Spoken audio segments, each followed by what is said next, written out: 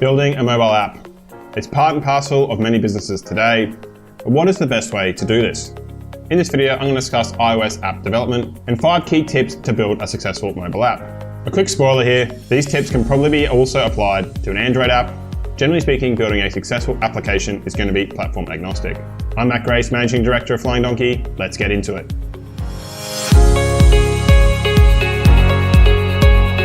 Alright, before I jump into this video, I've just got a favour to ask. If you like this content and want to learn more about SaaS development and how to take your product to production, profitability and acquisition, please subscribe and like the video below. If you've got any content you want me to cover, please add a comment below and I'm happy to read it and address it for you.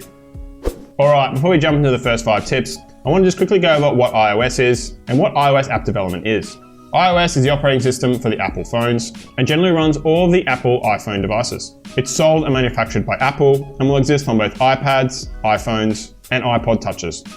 iOS is generally the creation of a mobile app on the Apple ecosystem, which is generally considered to be called an iOS app. iOS apps are generally built within one of 2 languages, that being either Swift or Objective-C. From a developer's perspective, these are going to be built on top of the Apple software development kit using generally Xcode, which is their development IDE.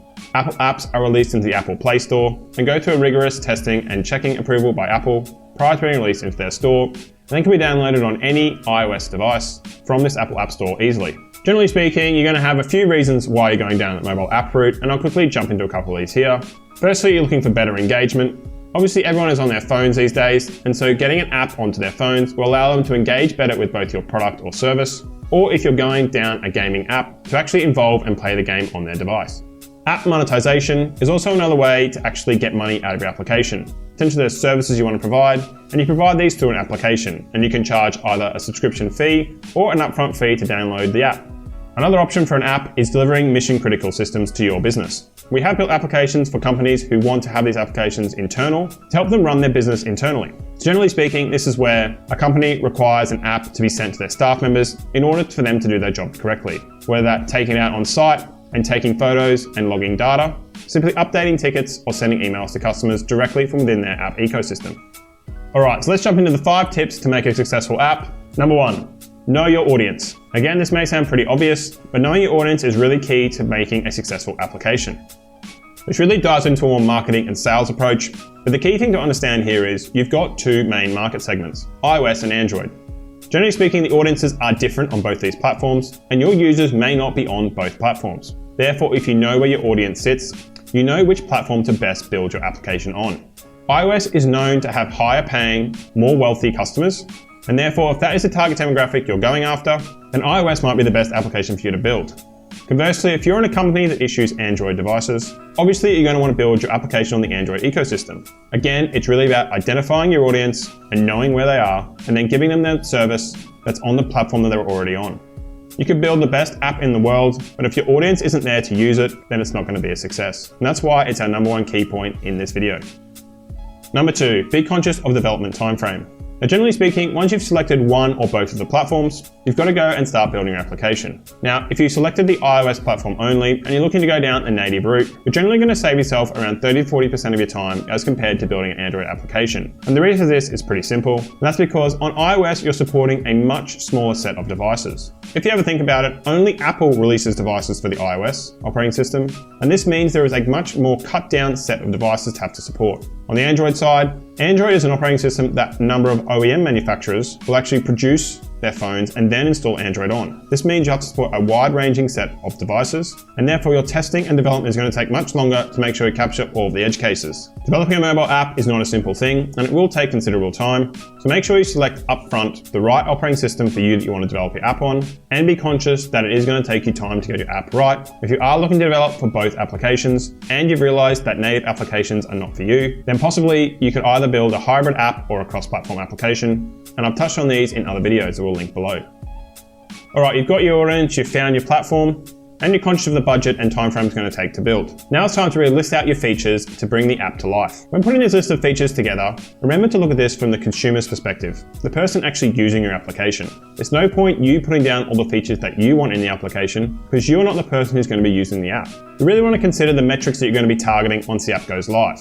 potentially retention rate and churn. This is really how much your consumers are engaging with your application and how much they're coming back time and time again. In order to get these numbers as high as possible, what you really want to deliver is an app that consumers want. And this is where listing out a set of features here is very important.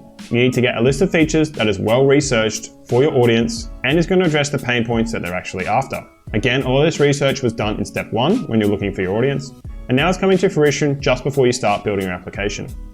All right, tip number 4, give importance to the full budget.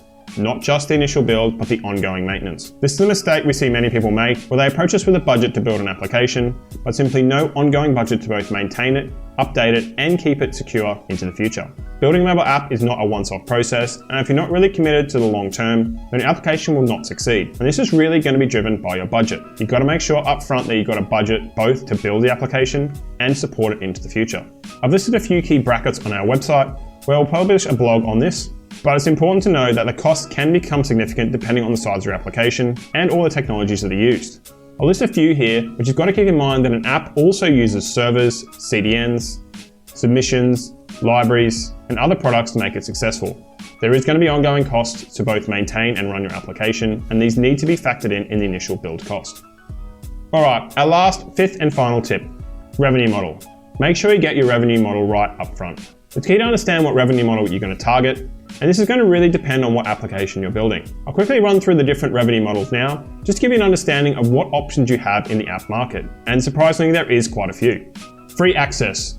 This is probably the most common of the app approaches, but this is where you give your application free access to download and use the application. Generally speaking, the revenue model here is going to be probably advertising, because you're giving the application away free of charge, and therefore you're looking for people to use the application, have eyeballs on your screen, and therefore you can put advertisements in there and pay for your app. This is a very common methodology these days, and generally works well for consumer apps. Freemium. Freemium is where essentially you've got a free application, but it's got premium features inside it. Now, these premium features can be either consumable or non-consumable, or they can be recurring in nature. So for example, something like Candy Crush, where you can buy and upgrade to various gems, is essentially a freemium model. It's free to download and free to play, but there's plenty of consumables you can buy within the application. Another good example of this one on the subscription side is Netflix. While the Netflix app is free to download, obviously to access the app you need a subscription. There's plenty of apps that use this freemium model. Again, it's a very common revenue type, something to consider based on your business. Paid access. Probably the most obvious one here, but essentially a user would pay to download your app, and then once they pay to download the app, they have access to the features. This isn't as common as it usually is, but generally speaking, this is where you're going to pay, say, $5 to download the application, and therefore you own that application as a consumer, and you have access to all of the features. This is obviously a one-time upfront cost, and generally speaking, if you're going to structure your revenue model like this, you've got to make sure that you capture enough revenue up front to support both the ongoing maintenance and updates of your app, and which is why this model is not as popular as the others, because it has no recurring or ongoing revenue. But as I said, there is some very successful apps in this market, and they do charge a quite premium price.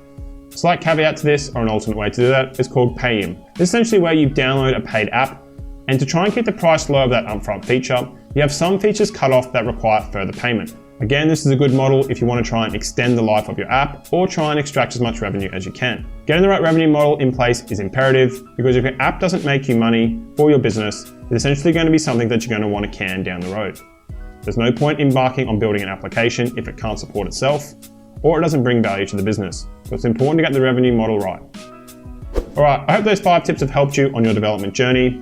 As I said, we were looking here primarily at iOS apps, but a lot of these tips were applicable to anyone building applications for either iOS or Android.